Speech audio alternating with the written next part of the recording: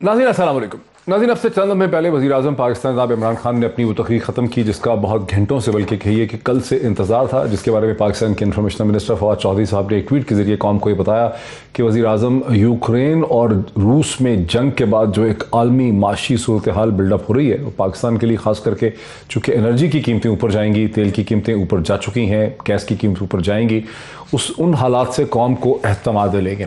लेकिन वज़ीर-ए-आज़म ने सारी सूरत हाल बताई ज़रूर, उन्होंने पाकिस्तान के बारे में बहुत कुछ बताया, मईशत के बारे में बताया, लेकिन उसके बाद उन्होंने कहा कि वो रिलीफ दे रहे हैं। वो तेल की कीमत में, पेट्रोल की कीमत में 10 रुपये फ़ी लीटर और बिजली की कीमत में 5 रुपये पर यूनिट पे रिलीफ दे रहे हैं। इसे मद्देनज़र रख के लोग ये सोच सकते हैं कि शायद वज़ीर-ए-आज़म किसी आने वाले इलेक्शन का या जो सियासी बहरान है उसका मुकाबला करने की कोशिश कर रहे हैं, और वो सियासी बहरान ऑलरेडी हमारे सर पे खड़ा है, हमारे सामने है। इस वक्त मसलसल गुज़िश्ता कई दिनों से, हफ्तों से अपोजिशन की मुलाकातें भी हो रही हैं, और अब बिलावल ज़रदारी भुट्टो साहब ने कराची से इस्लामाबाद का रुख अख्तियार किया है। दूसरी तरफ पाकिस्तान तहरीक इंसाफ के लीडरान जो हैं वो अंदरून सिंध से कराची का रुख अख्तियार कर रहे हैं। सबसे पहले मैं आपको सुनाता हूँ कि बिलावल ज़रदारी भुट्टो क्या कहना है। हम चाहते हैं कि अगर वज़ीर-ए-आज़म समझता है, अगर सिलेक्टेड समझता है कि पीपी का वो मुकाबला कर सकता है, तो आज उसका खिताब है, कौम से खिताब करने वाला है। उस खिताब में ऐलान करे, असेंबलीज को करवा दे, हम इलेक्शंस के लिए तैयार हैं। क्या आप तैयार हो? बुज़दिल क्यों भाग रहे हो?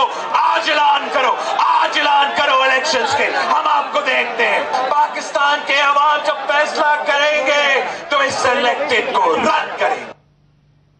बिलावल ज़रदारी भुट्टो उसी तकरीर का, वज़ीर-ए-आज़म की उसी तकरीर का इशारा दे रहे थे जो तकरीर अब से चंद हमें पहले ख़त्म हुई है, और उनका मुतालबा ये था कि अगर वज़ीर-ए-आज़म को एहतमाद है अपने ऊपर तो उन्हें असम्बलियाँ तोड़नी चाहिए, उन्हें एक इलेक्शन की तरफ जाना चाहिए। वज़ीर-ए-आज़म किसी इलेक्शन की तरफ तो नहीं गए, अलबत्ता उनकी जमात ने, तहरीक इंसाफ ने अंदरून सिंध से कराची का रुख अख्तियार कर लिया है। शाह महमूद कुरैशी जनाब पाकिस्तान के फ़ॉरेन मिनिस्टर इस रैली को, इन जलसों को लीड कर रहे हैं, उनके साथ असद उमर साहब भी हैं। सबसे पहले सुने कि क्या कहना है शाह महमूद। इमरान खान से पहले 3.5 साल का हिसाब ले लो, और फिर आसिफ अली जरदारी से 15 साल का हिसाब मांग लो। आप कह रहे हैं इंतखाबात के लिए आप तैयार हैं? आप नहीं हैं।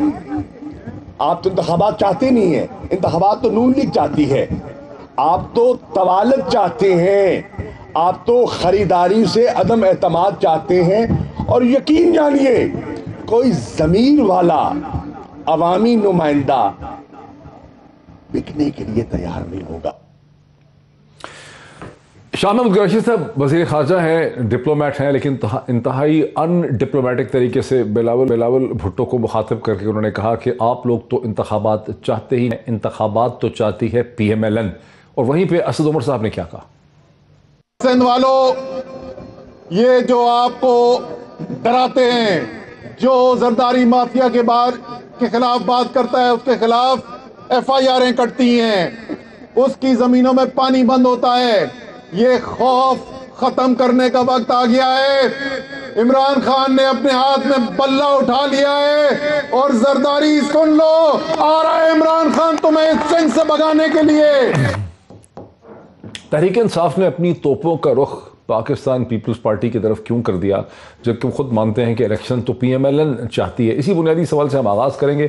मुझे ज्वाइन कर रहे हैं पाकिस्तान तहरीक इंसाफ के रहनुमा जनाब सेनेटर सईद गनी साहब, एक वीडियो लिंक के जरिए कराची से। मेरे साथ PMLN के सीनियर तरीन रहनुमा जनाब खुर्रम दस्तगीर साहब हैं, जो पाकिस्तान के डिफेंस मिनिस्टर, कॉमर्स मिनिस्टर और और फॉरेन मिनिस्टर रह चुके हैं, और सेनेटर बैरिस्टर सैयद अली जफ़र साहब, जिससे पहले वज़ीर कानून भी रह चुके हैं। पाकिस्तान तहरीक इंसाफ के लीडर मुझे एक वीडियो लिंक के जरिए ज्वाइन करें। A very warm welcome to all my guest. Khurram sahab, ये क्यों कह रही है तहरीक इंसाफ के इलेक्शन तो PMLN को चाहिए, PPP को नहीं चाहिए? ये वज़ीर-ए-आज़म की तकरीर की तरह इनकी तमाम गुफ्तगू जो है वो हकीकत की बजाय अपने सियासी मकासद के लिए ये करते हैं, प्रोपेगेंडा करते हैं। हमने बहुत संजीदा मुशावरत की है, और इस वक्त इमरान खान को घर भेजने के मामले में मुस्लिम लीग नून और पाकिस्तान पीपल्स पार्टी है वो मुकम्मल तौर पर मुत्तफिक हैं, मुत्तहिद हैं, और हर जगह पर जब इनका लॉन्ग मार्च पहुंचेगा तो हम उसका इस्तकबाल करेंगे, उसमें अपना हिस्सा डालेंगे। लेकिन ज़्यादा मैं आज जो ये परेशानी हुई कि एक ऐसा मुल्क जिसका दिसंबर में ही बजट डेफिसिट जो है वो 1400 अरब रुपए पहुंच गया था, आज वज़ीर आज़म ने, अंग्रेजी में कहते हैं ही ब्रोक द बैंक, उन्होंने तमाम जो मालियाती डिसिप्लिन और IMF जो है उसको तोड़कर पाकिस्तान की कौम को ये इंदिया दे दिया है और ये तबल बजा दिया है कि 2022 इंशाल्लाह जनरल इलेक्शन का साल है और इस साल हुकूमत तब्दील होगी पाकिस्तान के अवाम की राय से, पता चला आपको? वोट से। जी, क्योंकि जितने भी मालियाती इशारे हैं वो तो 10 रुपए पेट्रोल कम करने की इजाजत नहीं दे रहे। जितने भी मालियाती इशारे हैं वो बिजली की कीमत 5 रुपए कम करने के इशारे नहीं दे रहे। आपके नाजरीन मुझसे बेहतर पता है कि पिछले 3 हफ्ते में 2 दफा ये बड़ी इंटरेस्टिंग बढ़ाई गई। ये बड़ा इंटरेस्टिंग आपने कमेंट किया है, मैं आपसे इत्तेफाक करता हूं, मैं आपसे इत्तेफाक करता हूं कि मालियाती पैसे और फिर अचानक जो है वो और हमें ये भी बताया कि आपको मालूम है कि खुरम साहब ये बिल्कुल सही कह रहे हैं आप कि तमाम खुरम साहब आप बिल्कुल सही कह रहे हैं कि जो फाइनेंशियल सिचुएशन है, सब्सिडीज हैं, उनको खत्म किया जाए। और वज़ीर आज़म ने ये एक बात करके फिर आप आगे चलिए। खुरम साहब आप सही कह रहे हैं, गलत आप सवाल तो सुन लें, शुमार दिए, आप सही कह रहे हैं, आगे बात कर सकते हैं। आप सही कह रहे हैं कि मुल्क के माली हालात जो है, मुल्क के माली हालात इसकी इजाज़त नहीं देते, लेकिन फिर ऑपोजिशन के तमाम रहनुमा हर वक्त ये क्यों कहते हैं कि पेट्रोल की कीमतें ज़्यादा हैं, फलां चीज़ की, जब आपको ये एहसास है कि मुल्क के माली हालात, रेवेन्यू की सिचुएशन और इसकी इजाज़त नहीं देते, तो फिर ये कैसे कहते हैं आप लोग कि कम करो बिजली की कीमतें, गैस की कीमतें, पेट्रोल की कीमतें, वो कैसे कहते हैं आप लोग? जी, हम इसलिए कहते हैं कि मुल्क के ये जो भयानक माली हालात हैं वो आफत नागहानी नहीं है, आफत आसमानी नहीं है, ये आफत इमरानी है। ये इमरान खान की नालायकी और उनकी माफिया सरपरस्ती, उनकी बदइंतजामी, उनकी हुकूमत चलाने में नासमझी है जो हमें इस भयानक हालात तक ले आई है कि गवर्नमेंट ऑफ पाकिस्तान इस काबिल नहीं थी आज चंद मिनट पहले तक कि वो किसी भी तरह का रिलीफ पाकिस्तान के अवाम को दे सकें। क्या वज़ीर आज़म को पता नहीं है कि पिछले 20 हफ्ते से अगर आप जो हसास कीमतों की इंडेक्स है, सेंसिटिव प्राइस इंडेक्स, वो 20% से ज्यादा है। पाकिस्तान के गरीब के गले कट गए, लेकिन अब जब उनको ये महसूस हुआ है कि उनके अब तिलों में तेल कम रह गया है और शायद बहुत जल्द इलेक्शन में जाना पड़ जाए, तो उन्होंने इस किस्म के जो बैंक ब्रेकिंग इक़दाम हैं, लेकिन ये इसी तरह है कि एक डूबता हुआ शख्स जो है वो अपने लिए तिनके तलाश कर रहा है। ये जो उन्होंने आज सख्त सियासी दबाव में ये कीमतें कम करने का ऐलान किया है, ये इन्हें बचा नहीं सकेगा, क्योंकि पाकिस्तान में रहने वाले जो गरीब हैं, मेहनत कश हैं, मजदूर हैं, वो पिछले 3.5 साल से जिस अजियत का सामना कर रहे हैं, वो एक नहीं सही है, नहीं होगा। इसी चीज पे आगे चलते हैं। सेनेटर साहब, सेनेटर बैरिस्टर जनाब सैयद अली जफर साहब, बात में बड़ा वजन है। खुर्रम दस्तगीर साहब के आर्गुमेंट में, उनके इस्तदलाल में बड़ी जान है। वो कह रहे हैं कि वज़ीर आज़म पाकिस्तान ने तमाम माली, रेवेन्यू की और टैक्सेशन की कंसिडरेशंस को पसे पर्दा एक तरफ किया, उसको पसे पुष्ट करके उन्होंने जो तेल की कीमतें और बिजली की कीमतें कम करने का फैसला किया है, ये इस चीज़ का गमाज है, ये इंडिकेट करता है कि वज़ीर आज़म ने इलेक्शन करवाने का फैसला कर लिया है। बैरिस्टर साहब। पिज़ार साहब, सबसे पहले तो मैं बताऊं, जो आपका पिछला प्रोग्राम था उसके अंदर आपने एक सवाल पूछा था, मेरा ख्याल है वो सवाल भी वज़ीर आज़म साहब ने सुन लिया था, जिस पे आपके कुछ गेस्ट नाराज़ भी हो गए थे शायद आपसे। आपने पूछा ये था कि आप PMLN और पीपल्स पार्टी को मुखातिब करते हुए आपने कहा था कि अगर आपके पास कोई सलूशन है, अगर आप कहते हैं कि गवर्नमेंट बहुत नाअहल है और वो काम नहीं कर रही, रिलीफ नहीं दे सकती, उनको फाइनेंसेस का नहीं पता, गवर्नेंस का नहीं पता, तो आपके पास क्या सॉल्यूशंस हैं, आपके पास क्या ऑप्शंस हैं, क्योंकि आज तक हमने वो तो सुनी नहीं। आपने जब ये सवाल पूछा तो कोई जवाब नहीं आया था उस पर, तो आपके प्रोग्राम में कम अज़ कम कोई जवाब नहीं सुना था। आज प्राइम मिनिस्टर साहब ने भी वही बात पूछी और फिर उसके पूछने के बाद ये सवाल कि क्या ऑप्शन दी है, आप दें हमें, हम उस पर तैयार हैं करने के लिए काम। उसके बाद फिर उन्होंने अपनी सॉल्यूशंस दी और वो सॉल्यूशंस में रिलीफ भी है, उसमें फ्यूचर इंसेंटिव्स भी हैं, बहुत खूबसूरत बात की उन्होंने कहा जिस तरह हमने कंस्ट्रक्शन इंडस्ट्री में इंसेंटिवाइज किया और कंस्ट्रक्शन का बूम आया, उस तरह वो इंडस्ट्रियल पैकेज भी लेके आ रहे हैं, उसमें भी इंसेंटिवाइज कर रहे हैं। आईटी की बात की उन्होंने, अपनी जो अचीवमेंट्स थी वो भी बताई और उसके साथ एक रिलीफ भी दिया। अब अफसोस की बात यह है कि जब वो रिलीफ दिया हुकूमत ने, ऑब्वियसली सोच समझ के दिया, कहीं से जब सब्सिडी जब भी हुकूमत देती है तो उसका इम्पैक्ट कहीं से निकाल के ही दिया जाता है, हवा में तो सब्सिडी नहीं दी जाती, क्योंकि लेकिन क्यों दिया? जो यही तो कह रहे हैं खुर्रम दस्तगीर साहब के हालात ही नहीं हुकूमत के रिलीफ देने वाले, इसलिए तो रिलीफ कैसे दिया जी, क्यों दिया रिलीफ, इंटेंशन क्या है हुकूमत की? यही तो कह रहे हैं खुर्रम दस्तगीर। जब हम रिलीफ देते हैं तो ये ऑपोजिशन कहती है कि रिलीफ क्यों दिया, और इसलिए दिया कि इलेक्शन मोड है। जब रिलीफ नहीं पैकेज आता तो कहते हैं कि हुकूमत कोई अवाम के लिए काम नहीं कर रही। तो मेरा ख्याल है रिलीफ का सिंपल रीजन एक ही है और बड़ा बजा रीजन है, बड़ी उसकी वजाहत भी की प्राइम मिनिस्टर साहब ने। वो ये है कि उन्होंने कहा हाँ महंगाई हो रही है और उसका जो ज़्यादातर इम्पैक्ट है वो पेट्रोल प्राइसेस पे है और बिजली के प्राइसेस पे है। तो जहां ज़रूरत है उसको, ओगरा ने भी कहा कि आप उसको इंक्रीज़ करें, आप उसकी पेट्रोल की प्राइसेस भी और बिजली की प्राइसेस भी उसकी वजह से इंक्रीज़ करें।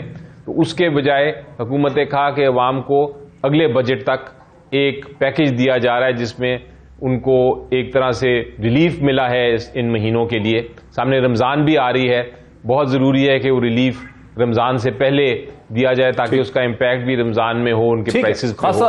और बजट तक उन्होंने कहा है कि तब्दीली नहीं आएगी। आपका आर्गुमेंट खासा दिलचस्प है, खासा दिलचस्प आपका आर्गुमेंट है कि जून तक के बजट तक और जून के बजट तक।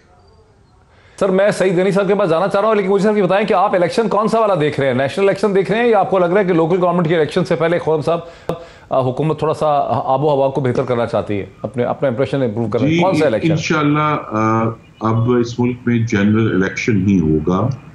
वज़ीर-ए-आज़म तो नहीं बताया ना कि उनके सारे नंबर रुक जाए मुझे सईद गनी साहब के पास सुनना चाह रहा था पाकिस्तान की आज तक नहीं हुई, वो आपने सर बड़ा, लेकिन उन्होंने बोल दिया कि भाई आपने पिछले साल बड़ा बोल चुके ना वो सईद गनी साहब की, इस साल के नंबर्स हैं वीडियो ज्यादा से ज्यादा 30 अरब तक जाएंगे और वज़ीर-ए-आज़म ने ये नहीं बताया कौन मुझे जरा सईद गनी साहब पाकिस्तान की तारीख का सबसे बड़ा करंट अकाउंट डेफिसिट। मैं फिर आऊंगा, अभी प्रोग्राम खत्म नहीं हुआ खुर्रम साहब, प्रोग्राम खत्म नहीं हुआ, मैं आपके पास आऊंगा खुर्रम साहब, मैं आपके पास आता हूं, मुझे पीपल्स पार्टी के पास जाने दें। सेनेटर सईद गनी साहब की क्या वजह है कि तहरीक इंसाफ को शक है कि आप लोग अपनी सिंध की हुकूमत ज़ाया नहीं करना चाहते, आप 2023 तक उसको खींचेंगे और ये तो सिर्फ नून की और नवाज शरीफ की रिक्वायरमेंट है कि इलेक्शन जल्दी हो जाए, आपकी ज़रूरत ही नहीं है ये? नहीं, मेरा ख्याल है कि ये अगर पीटीआई वाले कह रहे हैं तो आप उनकी बात पर यकीन कर रहे हैं और हमसे पूछे जो हम कहेंगे वो ज़्यादा ऑथेंटिक बात होगी।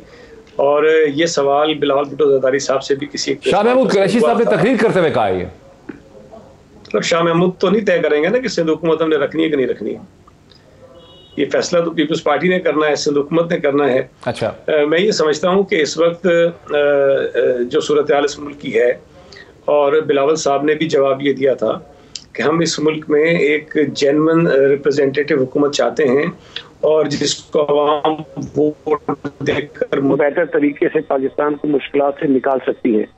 और अगर उस नतीजे में हमें सिंध असेंबली भी डिसॉल्व करनी पड़ती है जल्दी अगर ये तय होता है कहीं पर, तो हम वो कर लेंगे। मैं ये समझता हूँ कि ये बड़ी बेवकूफ़ी की सोच होगी। एक तरफ हम ये मुतालबा करें कि वफाक में इलेक्शंस हों और एक साफ और शफाफ इलेक्शंस हों जिसके नतीजे में नई हुकूमत बने, और दूसरी तरफ हम ये बात करें कि नहीं जी सिंध असेंबली में नहीं तोड़नी है।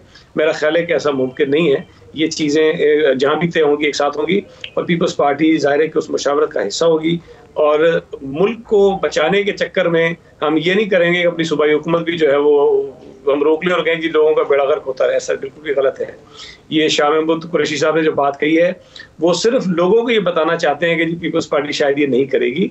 शाह महमूद कुरैशी के जो स्टेटमेंट्स हैं अगर आप देखें तो वो भोकराहट का खुलकर इजहार कर रहे हैं।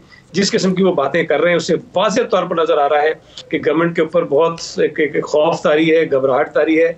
और बिलावल भुट्टो ज़रदारी साहब ने जो मार्च शुरू किया है, कराची से लेके हम हैदराबाद पहुंचे हैं तो वज़ीर-ए-आज़म साहब को ख्याल आ गया कि इस मुल्क के गरीब लोगों का बहुत ही बुरा हाल है, पेट्रोल की कीमतें उन्हें बहुत ही बढ़ा दी हैं, बिजली भी बहुत महंगी हो गई है और इनको दीगर जो सेक्टर्स हैं उसको भी कोई ना कोई सहूलतें देनी है।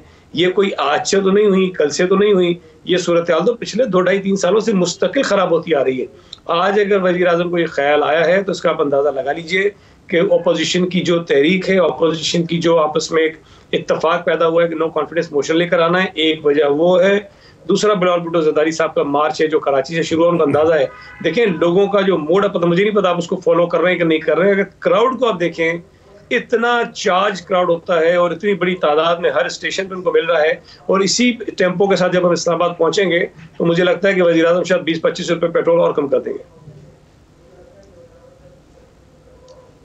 अच्छा, मैं ब्रेक ले लूँ। अपोजिशन की जमातें पाकिस्तान पीपल्स पार्टी और PMLN दोनों का इस्तदलाल ये है, उनका आर्गूमेंट, उनका एनालिसिस ये है कि वज़ीर आज़म ने अब से 30 मिनट पहले जो अपनी तकरीर ख़त्म की, जिसमें उन्होंने पेट्रोल की कीमतों में 10 रुपया पर लीटर और बिजली की कीमतों में 5 रुपया पर यूनिट कम करने का फैसला किया बजट तक। वो दर हकीकत वज़ीर आज़म इलेक्शन के मोड में चले गए हैं और वज़ीर आज़म एक आबो हवा को, सियासी आबो हवा को रिसेप्टिव बना रहे हैं, इंप्रूव कर रहे हैं अपनी जमात के लिए, क्योंकि उनके जहन में है कि शायद इलेक्शन करवाने पड़ जाएँ। इसका मतलब है कि वज़ीर आज़म समझ रहे हैं अकॉर्डिंग टू द ऑपोजिशन कि अदम एहतमाद की तहरीक जो है वो कामयाब हो सकती है, और यूं एक फैसला कुन घड़ी आई है या नहीं ये हमें नहीं पता, लेकिन मैं एनालिसिस कर रहा हूं कि ऑपोजिशन की इस वक्त की तशरीह जो है वो क्या। एक ब्रेक लेते हैं, ब्रेक के बाद डिस्कशन को आगे बढ़ाते हैं आफ्टर द ब्रेक। नाज़रीन वेलकम बैक। नाज़रीन, चूंकि पाकिस्तान के मौजूदा इस वक्त का जो पॉलिटिकल इकोनॉमी का क्राइसिस है, मईशत का और सियासत का क्राइसिस है, उसमें रूस और यूक्रेन की जंग जो है वो बड़ा इंपॉर्टेंट रोल प्ले कर रही है और कर सकती है। तो मैं आपको एक अपडेट कर दूं कि तकरीबन पाकिस्तान के हिसाब से कोई 12 बजे के करीब रूस और यूक्रेन के दरमियान जो टॉक्स शुरू हुई, वो अब से थोड़ी देर पहले तक जब मैंने सोर्सेज से पता किया यूक्रेन से और रशिया से, तो वो टॉक्स अभी तक जारी थी, उनका कोई इख्तिताम नहीं निकला। यहाँ पर ऐसा लगता है कि रूस का वो फौजी हमला जो पहले बहुत शिद्दत में था, पहले ही दिन रूस के हरावल दस्ते जो थे वो कीव शहर तक पहुँच चुके थे। उनको अंदाज़ा नहीं था कि अमेरिका ने और अमेरिका के हलीफ यूक्रेन के अंदर कितने इर्रेगुलर गोरिल्लाज ने कितनी तैयारी कर रखी है उनका रास्ता रोकने के लिए। उसमें किसी हद तक रशियन फोर्सेस जो हैं वो स्लो हुई हैं, स्टक हुई नजर आती हैं, और इस वक्त जो मुतालबात हैं उसमें अब रूसी रजीम चेंज का मुतालबा नहीं कर रहे, बल्कि रशियन साइड ये कह रही है कि आप जो है नेटो ना ज्वाइन करने का हमें गारंटी दें, जो डॉनबास के इलाके हैं, डोनेट्स्क और लुगांस्क जो हैं उनको तस्लीम करें, उनकी आज़ादी को तस्लीम करें, और यूक्रेन ये कह रहा है कि आप फौरी तौर पे सीज फायर करें और रूस की तमाम फौजें हमारे इलाके से निकल जाएं। ये वो सूरत हाल और क्राइसिस है जिसमें बैनुल अक़वामी तेल की कीमतें $105 फी बैरल से बहुत ऊपर जा चुकी हैं। चूंकि तेल की कीमतों के साथ गैस की कीमतें लिंक हैं और हम दोनों से बिजली प्रोड्यूस करते हैं, तो इसलिए पाकिस्तान के लिए क्राइसिस खड़ा हो रहा है। और तवक्को ये थी कि वज़ीर आज़म अपनी स्पीच में कहेंगे मुझे कीमतें बढ़ानी पड़ेंगी, तेल की कीमतें बढ़ानी पड़ेंगी, पेट्रोलियम की बढ़ानी पड़ेंगी, बिजली की बढ़ानी पड़ेंगी इस सूरत हाल के नतीजे में। लेकिन उल्टा हुआ जब वज़ीर आज़म ने 10 रुपये फी लीटर बिजली उसके तेल में और 5 रुपये बिजली के यूनिट में कमी का ऐलान किया। ये वो चीज़ है जिस पर अपोजिशन की दोनों जमातें PMLN और PPP को ये ख्याल और खदशा है, उनको ये समझ रहे हो एनालिसिस है कि वज़ीर आज़म ने तहैया कर लिया, सोच लिया है कि इलेक्शन करवाने पड़ेंगे। इसी से बात को आते हैं बैरिस्टर अली ज़फ़र साहब, ये थोड़ा सा हमें समझा सकें, हमारी कोई रहनुमाई कर दें कि जो आप बिलावल भुट्टो को तो समझ आता है कि वो वहाँ से एक प्रेशर डालने के लिए कराची से निकल के 8 मार्च को यहाँ पहुँचेंगे, 34 शहरों में वो दिखा रहे हैं कि लोग मेरे साथ हैं, पंजाब से भी गुजरेंगे। आप लोग जो पॉलिटिकल तहरीक चला रहे हैं अंदरूने सिंध से कराची तक, उसका क्या मकसद है? देखिए जी, हमारी आइन में मुख्तलिफ हुकूमतें हैं। एक फेडरल हुकूमत है, कुछ प्रोविंशियल हुकूमतें हैं, और PTI का ख्याल है कि इस वक्त जो हुकूमत सिंध में चला रहे हैं वो उसमें बहुत सारे मसाइल हैं लोगों को। गुड गवर्नेंस नहीं हो रही, करप्शन हो रही है, और उनका ख्याल है, PTI का ख्याल है कि जो तहरीक चलाई जा रही है या जो रैली निकाली जा रही है पीपल्स पार्टी की तरफ से, उसका मकसद इलेक्शन कराना नहीं, वो सिर्फ एक क्रिएट करना है हलचल पॉलिटिकल सिनेरियो में। इन सारी चीज़ों को मद्देनज़र रखते हुए एक लोगों में एक PTI जाके कह रही है कि, और ये हक है हर पार्टी का कि वो जाए अपने लोगों के पास, चाहे वो हुकूमत में हो या ना हो, वो लोगों के पास जाके उनको आगाह कर रही है कि किस तरह अगले इलेक्शन में जो आने वाला है पीपल्स पार्टी की हुकूमत के खिलाफ वोट करना है, और पीटीआई की हुकूमत को लेके आना है। इसका ये जो पॉलिटिकल आपको भी लगता है ये तहरीके इंसाफ की सिंध में रैली से हम ये तासुर निकाल सकते हैं कि तहरीके इंसाफ को लगता है कि इलेक्शन आने वाले हैं अगले चंद माह में, चंद हफ्तों में, और आप समझते हैं कि सिंध जो कि पीपल्स पार्टी का वोट बैंक है वहां आप एक प्रेशर जनरेट करना चाहते हैं, वहां से वोट जीतना चाहते हैं, यही मतलब हो ना? वरना पिछले 3.5 पौने 4 साल में तो आपने सिंध का रुख इख्तियार नहीं किया। देखिए जहां तक ताल्लुक है, नहीं इलेक्शन तो देखें 1.5 साल में तो होना ही है। इलेक्शन का जो वक्त मुकर्रर किया गया है आइन में, उस पे इलेक्शन होना है, और ये आप देखेंगे कि ये मोमेंटम बढ़ता जाएगा इलेक्शन तक। हर पॉलिटिकल पार्टी अपनी अपनी करती रहेगी जो उनकी है कार्रवाई, पॉलिटिकल कार्रवाई और पॉलिटिकल एक्टिविटी। लेकिन मैं आपको जरा थोड़ा सा क्लैरिफाई कर दूं, ये जो बार बार कहते हैं कि इलेक्शन मुकर्ररा वक्त से पहले हो जाएगा, या 2022 इलेक्शन का है वक्त, या ये जो रैली है पीटीआई जो कर रही है सिंध में, इसकी वजह से इलेक्शन आने वाला है।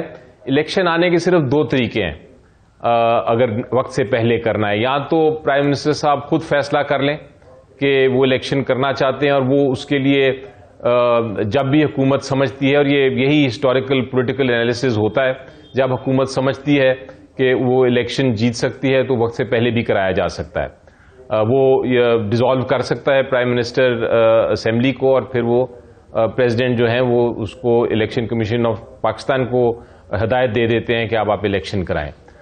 दूसरा तरीका ये है कि आप हुकूमत को चेंज करें, और वो चेंज करने का तरीका सिर्फ यही है आइन में कि आप उनके खिलाफ अदम एतमाद की पार्लियामेंट में मूव करें, और वहां से आप मेजॉरिटी ऑफ द हाउस लेके नया प्राइम मिनिस्टर इलेक्ट करें, और उसके जरिए आप कर लें। अब वो जब ये बात करते हैं वोट ऑफ कॉन्फिडेंस की लाने की कोशिश तो कर रहे हैं, मुझे मुस्कुराना पड़ता है, मुझे मुस्कुराना पड़ता है उस वक्त, क्योंकि आप देखें कि जो एक्सपीरियंस है मेरा पार्लियामेंट में, और जो मैंने देखा, आपने भी देखा, कि जहां तक एक नॉर्मल कानून का ताल्लुक होता है जिसमें आपको सिर्फ अपने ही लोग लाने होते हैं सेनेट में या नेशनल असेंबली में, वो भी पूरी नहीं कर सकते तादाद ऑपोजिशन वाले। बार बार उन्होंने ट्राई किया, लेकिन उनके अपने लीडरान, सीनियर लीडरान भी नहीं आए वोट करने के लिए। तो उस वक्त मुझे फिर मुस्कुराहट ही करना पड़ता है, मुस्कुराना पड़ता है, क्योंकि आप जरा मुस्कुराएं, मेरे साथ रहें। मैं समझ गया हूं आपकी बात, सुनने वाले भी समझ गए हैं कि आप क्यों मुस्कुराना चाहते हैं। मैं जरा खुरम, ठीक है, खुरम दस्तगीर साहब, सेनेटर अली जफर साहब जो हैं, बैरिस्टर अली जफर साहब के पास एक जवाब है मुस्कुराने का, बिकॉज अगर 3.5 साल से ज़्यादा का जो हम वक्फा टाइम पीरियड देखते हैं पाकिस्तानी सियासत का, तो हर दफ़ा आपने कोशिश की, और जहां कानून के लिए सिर्फ अपने ही लोग लाने थे वहां भी कामयाब नहीं हो सके। तो इतनी ज़्यादा जमातों को, जहां नंबर ही आपके पास 20-21 आपको तोड़ने हैं, लोग पीटीआई के लोग तोड़ने हैं, PMLQ को लेकर आना है, MQM को लेकर आना है, GDA को लेकर चलना है, बलोचिस्तान अवामी पार्टी को लेकर चलना है, पीपल्स पार्टी को साथ लेकर चलना है, तो वो उनको लग रहा है कि मुश्किल है, इसलिए वो मुस्कुरा रहे हैं। जी जरूर मुस्कुराएं, और जहां तक तहरीक अदम एतमाद का ताल्लुक है, मेरी इस्तदा है उनसे कि दुआ सोच समझ के मांगे, कहीं कबूल ही ना हो जाए, क्योंकि इस दफा इसीलिए तो इसके लिए बहुत सोच समझ कर और हसासियत से तैयारी की गई है। और उसकी सबसे बड़ी इंडिकेशन यही है कि मुस्लिम लीग नून और पीपल्स पार्टी के दरमियान जो एक तनाव 1 साल से चल रहा था, और इख्तलाफात थे, बड़े बयानात भी दिए गए एक दूसरे के खिलाफ, हमने वो पसे पुष्ट डालकर इकट्ठे होकर इस हुकूमत को, और असल में तो ये एक हाइब्रिड निज़ाम है जिस हम सब इस वक्त मजलूम हैं, जिसकी वजह से तो उसको ख़त्म करना है। हमने इस बात को यकीनी बनाना है कि पाकिस्तान की सियासत में वो तनाव क्यों था, वो तनाव क्यों था, किन बुनियादों पे था, और किस क्विड प्रो को में उस तनाव को आपने खत्म किया? क्या बार्गेन हुई है? सियासत में तो बार्गेन ही होती है। उस वक्त तनाव ये था जब इलेक्शन में अभी 2.5 साल बाकी था कि क्या इस्तीफे फौरी दिए जाएं, या इसके लिए जो है वो तहरीक अदम एतमाद लाई जाए। वो 1 साल गुजर गया, अब जबकि इलेक्शन बेहद करीब है तो तहरीक अदम एतमाद का ऑप्शन जो है वो बेहतर तौर पे, मंतकी तौर पे सामने आया है। और उसमें ये भी है डॉक्टर साहब, जो बड़ी अहम बात है कि मैं चूंकि एक मुंतखब अवामी नुमाइंदा हूँ, पिछले 1 साल में जिस किस्म की कातिल महंगाई हुई है पाकिस्तान में, वज़ीर आज़म जो मर्जी कहें, अगर उनके जिस हल्के से वो मुंतखब है मियाँ वाली से, उसके किसी महल्ले में किसी करियाना स्टोर पर चले जाएं तो उन्हें ये पता चल जाएगा कि तहरीक अदम एतमाद क्यों आ रही है। क्योंकि घी 450 रुपए लीटर है, क्योंकि चीनी 120 रुपए किलो है, क्योंकि आटा आपके शहर इस्लामाबाद में, मियांवाली में तो और भी महंगा है, 90 रुपए किलो है। तमाम दालें जो हैं वो 200 रुपए से ऊपर है फी किलो। तो जब जो कोई भी पाकिस्तान का शहरी करियाने पे जाता है तो उसको हुकूमत की बातें और वजीरों के ये दावे जो हैं वो झूठे लगते हैं कि जनाब देखिए, हमने वज़ीर आज़म ने आज भी कहा कि जी बम्पर क्रॉप्स हुई हैं। भाई बम्पर क्रॉप्स हुई हैं चीनी की और उसकी गन्ने की और गंदम की और यूरिया की, आप रिकॉर्ड प्रोडक्शन है, लेकिन आप हर महीने करोड़ों डॉलर खर्च करके ये चीजें मंगवा रहे हैं। तो ये किधर जाती हैं चीजें, ये कहां चोरी हो रही हैं, ये किधर स्मगल हो रही हैं? और वज़ीर आज़म को ये भी नहीं मालूम कि पूरे मुल्क में इस वक्त जो अमन और अमान की सूरत हाल है, जो कत्ल की सूरत हाल है, जो खवातीन के ऊपर हमलों की सूरत हाल है, अभी चंद दिन पहले पंजाब ने बिल आकर अपने जो जराइम के स्टैटिस्टिक्स थे वो रिलीज कर दिए। उन्होंने कहा कि जनाब पिछले 1 साल में अगर आप गौर करें तो 20,000 खवातीन को हरासा किया गया, 9,000 प्रॉब्लम्स होंगे, जिनसी ज्यादती हुई और 90 खवातीन को तो कत्ल ही कर दिया गया। तो इस वक्त वो सही कह रहे हैं, आपके ये मसाइल तो हमेशा से हैं। जी खुर्रम की जरा पीपल्स पार्टी के साथ जाती हो रही है। देखें, पंजाब बड़ा भाई है, पीपल्स पार्टी को वक्त मिलना चाहिए। सर वो पीपल्स पार्टी को भी आने दें। अगर पीपल्स पार्टी को टीवी प्रोग्राम में इंसाफ नहीं मिलेगा तो असेंबली में कैसे मिलेगा? सेनेटर सईद गनी साहब, मसला क्या था आपका नून के साथ 1 साल पहले? क्या वजह थी जिस वजह से आप लोग इकट्ठे नहीं थे और कैसे उसको आपने रिजॉल्व किया है? मेरा ये सवाल है आपसे। अगर मुझे इजाजत दे, थोड़ा सा जो अली जफर साहब से आपने पूछा था कि वो सूबा सिंध में क्या करने जा रहे हैं और क्या कर रहे हैं।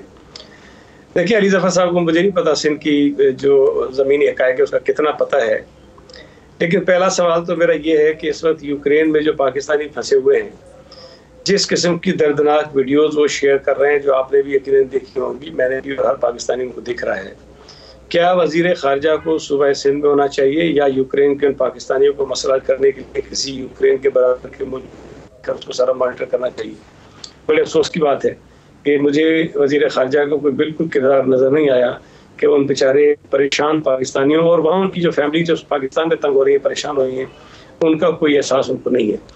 शाह महमूद कुरैशी साहब को इसलिए भेजा गया कि जिस रूट पर ये पूरा इन्होंने एक मार्च शुरू किया है वहाँ पर इनके मुरीदें की बड़ी तादाद है और ये वहाँ जाएंगे तो वो मुरीद जो है वो साईं का दीदार करने के लिए आ जाएंगे। लेकिन उन्होंने बड़ी कोशिश की, वो जो मुरीदेन हैं वो भी नहीं आए। उन्होंने कह दिया जी चंदा वंदा ले लो, खाना वाना खा लो, दावत कर देते हैं, लेकिन हम आपका इस पॉलिटिकल एक्टिविटी में नहीं आएंगे जो महंगाई आप कर रहे हैं और फिर महंगाई के खिलाफ जो है जो एक मार्च हो रहा है उसको रोकने के लिए आप आ गए। इंटरेस्टिंगली मैं आपको एक क्लिप भेज दूंगा, उसी इन्हीं के मार्च में शामिल एक आदमी है, उसे पूछा जाकर किसी चैनल ने कि भाई साहब आप क्यों आए हैं, तो उन्होंने कहा हमारे साईं आ रहे हैं, हम उनको देखने आए। तो उससे पूछा कि क्या महंगाई है? उसने कहा जी महंगाई है। तो कहने लगा किसने की है? तो उसने कहा जी इमरान खान ने की है। अब बात सोचना कि इमरान खान ने महंगाई भी की है, लेकिन एक मार्च हो रहा है, ये शाह महमूद कुरैशी साहब कर रहे हैं और उसमें उन्हीं लोगों को बुला लिया गया जो महंगाई के तले पिसे हुए। तो वहाँ सिर्फ इसलिए किया गया है मार्च कि पहली तो उनकी कोशिश थी कि पीपल्स पार्टी के मार्च के रास्ते में आकर कोई क्लैश पैदा करें, कोई सूरत हाल खराब करें, ताकि कोई मसला ऐसा बन जाए ताकि हमारा जो पॉलिटिकल हमारी एक्टिविटी वो डिस्टर्ब हो जाए। लेकिन अल्लाह का शुक्र है कि हमने बड़े तरीके से उनको हैंडल किया है, उनका अपना रास्ता उनको दिखा दिया है, हम अपने रास्ते से आ रहे हैं उसको हमने मैनेज कर लिया। अब परेशानी उनको ये खाई जा रही है कि उनके जो मार्च हो रहे हैं, जो भी एक्टिविटीज़ हैं, मैंने आज भी गुजारिश की तमाम टीवी चैनल से, जिस तरह हमारे मार्च के आप लोग भी दिखाते हैं, गाड़ियाँ भी दिखाते हैं, आवाम पूरे गिन के दिखाते हैं, खुदा के लिए एक जगह जब ये तकरीर कर रहे हों अली जैदी साहब और ये असद उमर साहब और शाह महमूद कुरैशी साहब, तो ज़रा सामने गाड़ियाँ जो बंदे बैठे होते हैं वो भी दिखा दिया करें। जब ये चल रहे होते हैं तो उनके पीछे चलने वाली गाड़ियों को भी दिखा दिया करें, तो आपको अंदाज़ा हो जाएगा कि इस मार्च की वक़्त और हैसियत क्या है। कोई बंदा इनके साथ नहीं है, चंद सौ आदमी इकट्ठे करते हैं, बड़ी मुश्किल से वो मुरीदीन को बुला के और इधर से पकड़ के। तो मैं ये समझता हूँ कि जो उन्होंने अटेम्प्ट किया था, कोशिश की थी, वो नाकाम हुआ। हाँ, एक काम जरूर अच्छा कर रहे हैं, कि टीवी पर वो स्पेस ले रहे हैं, रोजाना 3-4 आके वो वजीर जो नाकाम तरीन वजीर हैं आके अपनी तकरीरें करते हैं और अपना अपना वक्त लेके अपना आगे काम बढ़ा देते हैं, बस ये काम वो कर रहे हैं। अब जो दूसरी ने पूछी कि नून लीग के साथ हमारा क्या मसला था, देखिए ये कोई ढकी छुपी बात तो है नहीं, सबको पता है कि आज से 1 साल पहले पीडीएम ये चाहती थी कि जी वो रिजाइन कर दें असेंबलियों से लॉन्ग मार्च के साथ साथ जाकर। पीपल्स पार्टी का ये ख्याल था कि नहीं, पहले हमें रेजिग्नेशन नहीं देने चाहिए और हमें जो है वो असेंबली में जो जो जो पार्लियामेंट्री हमारे पास स्टूल्स मौजूद हैं उसको हम अडॉप्ट करें। तो नो कॉन्फिडेंस मोशन की बात थी, उस वक्त नहीं मानी गई, लेकिन बहरहाल अब वक्त गुजर गया और उसके बाद एक बात पे इत्तफाक हो गया है कि नो कॉन्फिडेंस के जरिए हुकूमत जा सकती है। तो अगर वो उस बात पर आ गए तो हमारी ब्रेक में ले लूं सही गनी साहब, ले लूं। मेरे सवाल का जवाब देर से दिया आपने, ब्रेक में सही गनी साहब मुझे ब्रेक लेने दीजिए। चूंकि आपने फॉरेन ऑफिस के हवाले से सवाल उठाया तो मुझे चूंकि पाकिस्तान एम्बेसी यूक्रेन ने ब्रीफ भी किया है कि वहां जो मसला है स्टूडेंट्स का और पाकिस्तानी कम्युनिटी का, मैं ब्रेक से वापस आता हूं, मैं आपको बताता हूं कि उसकी हकीकत इस वक्त क्या है, उस पर भी कमेंट करते हैं आफ्टर द ब्रेक। नाज़रीन वेलकम बैक। 6-7 मिनट हमारे पास है, क्विकली आपको अपडेट कर दूं कि चूंकि सेनेटर सईद गनी साहब ने पाकिस्तानी जो स्टूडेंट्स और कम्युनिटी है यूक्रेन में जो इस वक्त जंगज़दा इलाका है उसके हवाले से सवाल उठाया था, तो मुझे पाकिस्तान एम्बेसी यूक्रेन उसके हवाले से मुसलसल ब्रीफ कर रही थी, मेरा इंटरेस्ट भी था, वो ब्रीफ भी कर रहे हैं कि 6 से 7 हज़ार पाकिस्तानी कम्युनिटी यूक्रेन के पूरे फैली हुई। यूक्रेन बहुत बड़ा मुल्क है, 6 लाख स्क्वायर किलोमीटर से ज़्यादा उसकी टेरिटरी है, तो 6-7 हज़ार पाकिस्तानी कम्युनिटी थी, उसमें स्टूडेंट्स भी हैं, उसमें दूसरी कम्युनिटी भी है जो काम करती है। सभी ने मोबिलाइज नहीं हुए, जो लोगों को जंग शुरू होने से बहुत पहले एम्बेसी ने अलर्ट कर दिया था कि यहाँ से खतरा है, आप अपने आप को एवैक्यूएट कर लें, कुछ लोग उस वक्त निकले, अक्सर नहीं निकले। अब जो सूरत हाल डेवलप कर गई है, कई सौ लोगों को निकाला जा चुका है, कई सौ लोग बॉर्डर्स के ऊपर हैं, सूरत हाल तशवीशनाक है, लेकिन एक लॉजिस्टिक प्रॉब्लम है जो 3 या 4 ममालिक यूक्रेन के साथ हैं, जिसमें पोलैंड है, जिसमें स्लोवाकिया है, जिसमें हंगरी है और नीचे मोल्डोवा है और रोमानिया है। वहाँ से पाकिस्तान के फॉरेन मिनिस्टर की, वहाँ के फॉरेन मिनिस्टर के साथ, फॉरेन सेक्रेटरी की, वहाँ के फॉरेन सेक्रेटरीज के साथ मुसलसल बातचीत हुई है, तो एक अरेंजमेंट जो है उसके हवाले से सेटअप हुआ है, क्योंकि इस वक्त एक लॉजिस्टिक नाइटमेयर है और भी बहुत से लोग नहीं निकल पा रहे और पाकिस्तान भी इस तशवीशनाक सूरत हाल से दो चार है। सेनेटर बैरिस्टर साहब अली जफर साहब, आज प्रोग्राम में लग रहा है कि अपोजिशन का पल्ला जो है ना बड़ा भारी है। उनका इस्तदलाल यही है कि आपकी हुकूमत ने खुद ही फैसला कर लिया है कि अब आप लोगों ने इलेक्शन करवाने हैं और आप कह रहे हैं कि इलेक्शन अभी जल्दी नहीं होते। कुछ हमें कन्विंसिंग चीज़ बता दें हमारे सुनने वालों को कि क्यों आप महसूस कर रहे हैं कि इलेक्शन जो है वो नहीं हो पाएगा 2023 से पहले और 2022 में इलेक्शन नहीं होगा, बस मुख्तसरन बता दें। जी एक बड़ा सिंपल इसका जवाब है जी कि अभी हमारी कुछ ऐसी इकोनॉमिक पॉलिसीज़ और ऐसे कुछ प्रोजेक्ट्स हैं जो कि अभी शुरू हो चुके थे हमारे, जब हम आए थे 2018 में, उन्होंने अभी इख्तिताम पे पहुंचना है, उनको कंप्लीट करना है हमने। और 5 साल का मकसद ही ये होता है कि आपको वक्त लगता है सारे प्रोजेक्ट्स को कंप्लीट करने में, इसीलिए आइन में लिखा हुआ है कि आपकी हुकूमत 5 साल के लिए है और आप 5 साल तक अपनी काम करके उसके बाद अवाम के पास जाएं और अवाम से कहें कि अब हमारी जो परफॉर्मेंस है और बाकियों की जो परफॉर्मेंस माजी में थी उसको कंपेयर करके तो वोटिंग करें। तो ये आइनी रीज़न है और इसका लॉजिकल रीज़न, मंतकी रीज़न भी यही है, जिसकी वजह से हमें कोई किसी किस्म का शक नहीं है कि इलेक्शन वक्त पे ही होगा। बिल्कुल जो ख्वाहिश है ऑपोजिशन की वो हमेशा ये होती है उनको, बल्कि 2018 से ही है कि हुकूमत तब्दील हो और वो हुकूमत में आए। वो ख्वाहिश की हद तक दुरुस्त है और वो उसके लिए जितनी भी उनकी जमहूरी ताकत है वो इस्तेमाल कर सकते हैं, वो भी उनका हक है। वोट ऑफ कॉन्फिडेंस लाने की कोशिश करना ये भी उनका हक है मेरी नज़र में, बिल्कुल करें।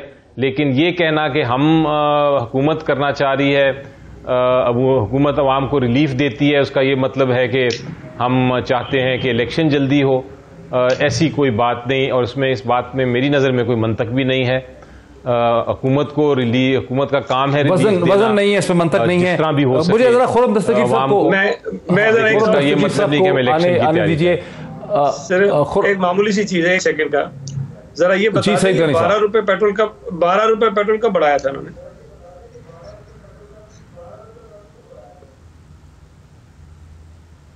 अब ये अभी फिर मेरे पास वक्त इतना नहीं है ना, मैं जरा ठीक है आपका सवाल आ गया, वो भी इसका जवाब में कोशिश। खुरम दस्तगीर साहब पता नहीं था जी, इमरान खान साहब ने नहीं पता। खुरम दस्तगीर साहब, अब से चंद दिन खुरम दस्तगीर साहब, आपसे खुरम साहब मेरा सवाल तो सुन लें, खुरम भाई मेरा सवाल तो सुन लें। अब से चंद दिन पहले तक इस्लामाबाद में कोई ऐसा माहौल नहीं था, ना कोई पैनिक था कि हुकूमत कहीं जाने का उनको लग रहा था, ना अर्ली इलेक्शन उनको लग रहे थे। यूक्रेन की जंग के बाद उनके कैलकुलस में हो सकता है तब्दीली हो गई हो।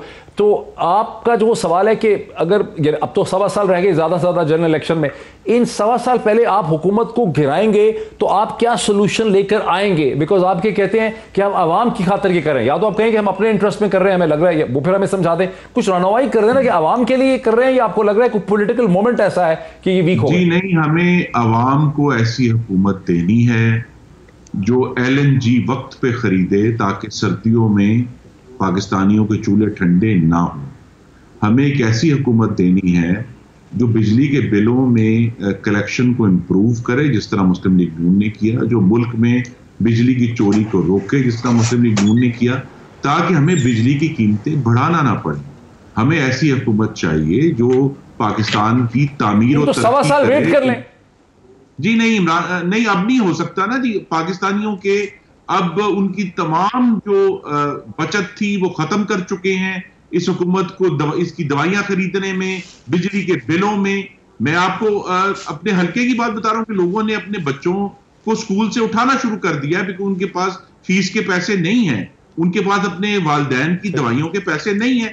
और ये हमारा फर्ज है बतौर अपोजिशन कि हम इस हुकूमत को गिराने के लिए एक पूरी भरपूर मुतहिदा और संजीदा कोशिश करें, जो हम करने जा रहे हैं। और आज इमरान खान साहब की जो सरासीनगी थी, जो उनकी गलत किस्म की अकड़फू थी, फॉल्स ब्रावाडो जिसको अंग्रेजी में कहते हैं, उसे नजर यह आया कि उनको भी अब राइटिंग ऑन द वॉल, नविश्ताए दीवार नजर आ गया है कि ये 2022 जो है इसमें इलेक्शंस होंगे और इनको एक बहुत बड़ी जो है नाकामी का सामना करना पड़ेगा। क्योंकि सिर्फ एक बात कहता हूं, देखिए जी, आज के जो ऐलान किए हैं बिजली के मामले में, पेट्रोल के मामले में, ऐसी हुकूमत जो 22,000 अरब के कर्जे ले चुकी है, वो इसका मतलब ये है कि पाकिस्तान में मजीद जो है अगर 2 या 3 महीने इनके बचते हैं तो ये समझ आएगी कि ये तो 25,000 अरब हो जाएगा।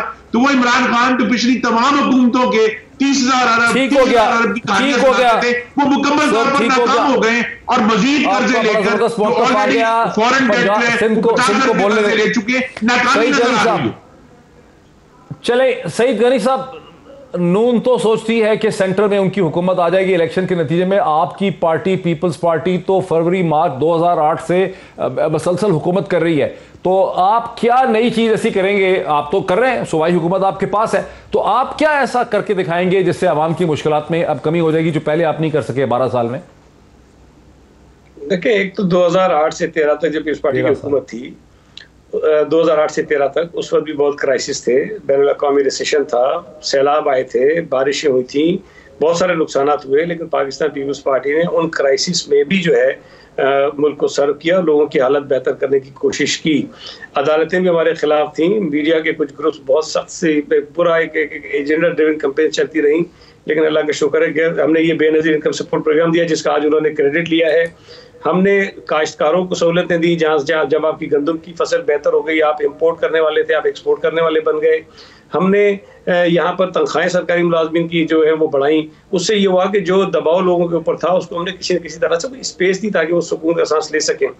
आज की जो सूरत हाल है, मुश्किलात अगर हैं भी तो हुकूमत उन मुश्किलात में कमी करने के लिए कुछ नहीं कर रही, बल्कि शायद उनमें मजीद इजाफा ही कर रही है, और अपनी नालायकी और नाअहली की वजह से, मिसमैनेजमेंट की वजह से कोई एक फैसला वो दुरुस्त नहीं कर पाए हैं, चाहे वो गंदम का हो, चाहे वो चीनी का हो, चाहे वो LNG का हो, चाहे किसी भी किस्म का उठा के देख ले काम। इन्होंने हर चीज़ में जो है वो बर वक्त फैसले नहीं किए, गलत फैसले किए, और शायद उसके पीछे इनके जो है वो वेस्टेड इंटरेस्ट है, इनके जो ATMs हैं उनके।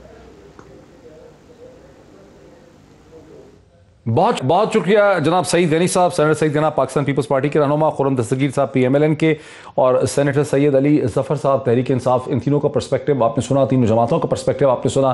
फैसला आपका ही है। अब से कोई 1 घंटा पहले वज़ीर आज़म पाकिस्तान जनाब इमरान खान साहब ने अपनी वो तकरीर ख़त्म की, मुकम्मल की, जिसका कल से इंतज़ार था, जिसके बारे में कहा जा रहा था कि यूक्रेन से बनने वाले इकनॉमिक क्राइसिस के बाद वो आवाम से बात करेंगे। वो तवक्को ये थी कि कीमतें बढ़ाएंगे, लेकिन खिलाफ तवक्को उन्होंने लोगों को एक रिलीफ पैकेज दे दिया, जिसके बाद अपोजिशन को ये लगता है कि रिलीफ पैकेज इसलिए दिया कि वो इलेक्शन करवाना चाह रहे हैं, करवाते ही नहीं। ये बात की बात है। आज इतना ही, फिर आपसे मुलाकात होती है।